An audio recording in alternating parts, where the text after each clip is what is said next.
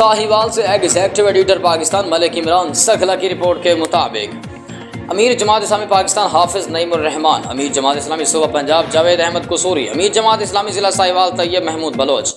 Parliament के बाद आईनी तरमीम के नाम पर अदलिया को भी यरगमाल बनाने की कोशिश हो रही है। हाफिज नईमुर रहमान तमाम जमहूरियत पसंदों को मुजवज़ा आईनी तरमीम के खिलाफ सड़कों पर निकलना चाहिए।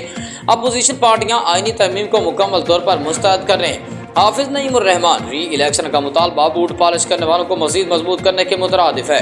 फॉर्म 45 के होते हुए किसी री इलेक्शन की जरूरत नहीं, जुडिशल कमीशन बनाकर इलेक्शन धांधली की तहकीकात होनी चाहिए।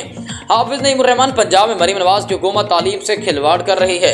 हाफिज नईमुर रहमान ने कहा कि 14,000 स्कूलों की प्रायोटाइजेशन कबूल नहीं, तहरीक चलाएंगे। रावलपिंडी मुआहिदा 23 सितंबर को खत्म होगा, 24 को आइंदा के लाहे अमल का ऐलान करेंगे। 7 अक्टूबर को हफ्ता यकजहती फ़लस्तीन मनाया जाएगा। हाफिज नईमुर रहमान।